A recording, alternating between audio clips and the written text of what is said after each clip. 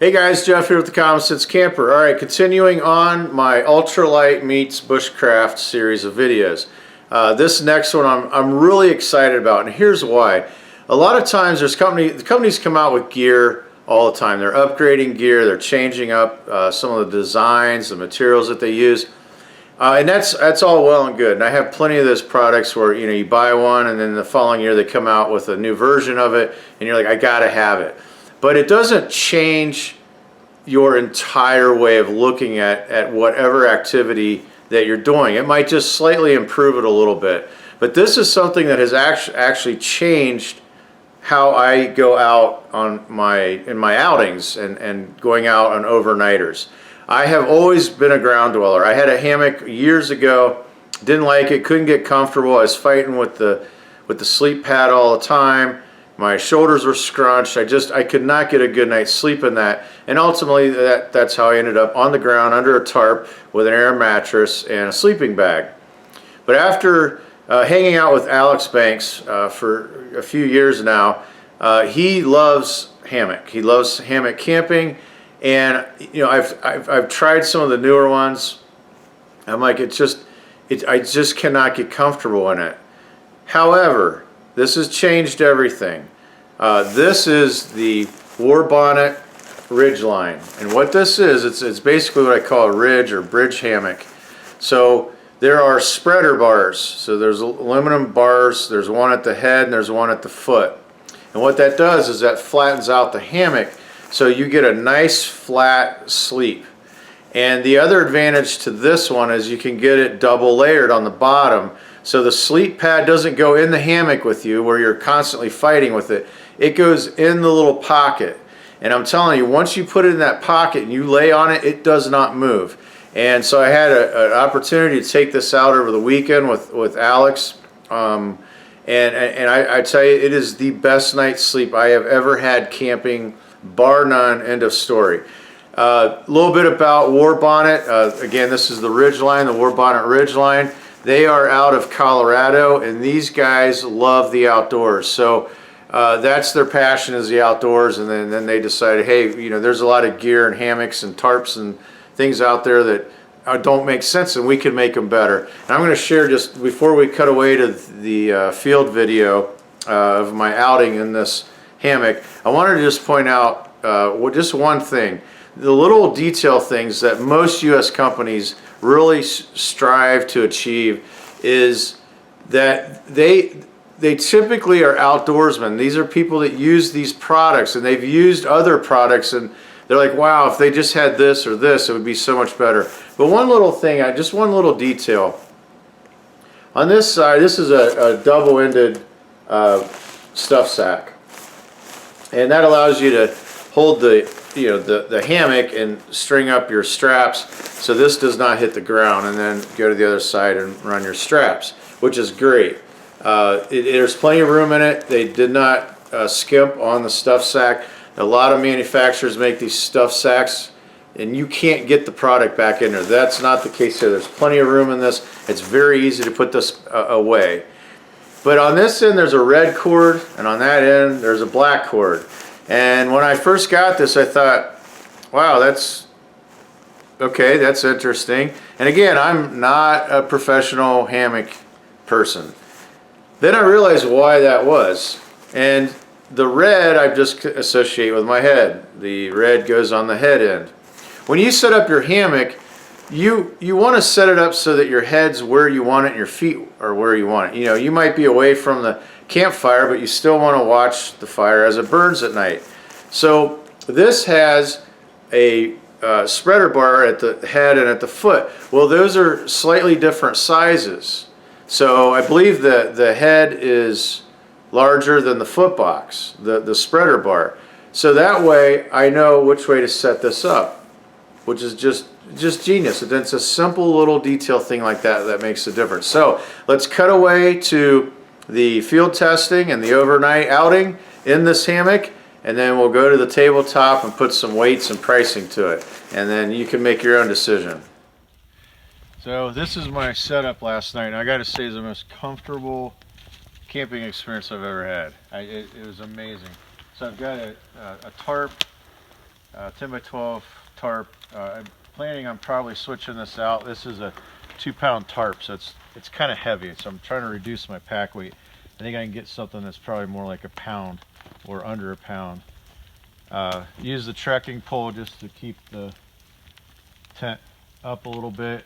Didn't really need to stop the wind or anything. There was really no wind last night. And then inside here, this was really comfortable because I could lay flat. And the nice thing is this back is reinforced, so you don't like sag into it. You're laying almost completely flat on it. Alex recommended highly that I bring a sleep pad. So it's just a foam pad. So when you buy it like Walmart for like $5, it worked really well. I will say, since you roll it up, I had to put the sleeping bag on top of it to kind of make it lay flat because it kept wanting to curl up when I first set this up. But I think an accordion one would probably work better. But so I had that and the little slip pocket. So this has a pocket here. And then as far as sleeping gear, I just wore my pants, the pants that I have on now. And since I had the muck boots, I was able to keep the bottoms dry. But if I were just wearing regular boots and the bottoms were dry, I would have brought probably the bottom thermals. So I have just a Cabela's thermal top. Just the pants. I didn't put any thermal bottoms on. So I had that on, and then I had a like a workout shirt, one of those real thin. I don't know, what do they call those, Alex? It's like a polyester. Yeah, polyester. Yeah. Band. And then I have just a long sleeve like cotton top, and I had this on. I did not wear the jacket, so I had the t-shirt, this, the long sleeve shirt, and then my fleece. And then just these bottoms. I've got the black bag from the MSS system, and it worked.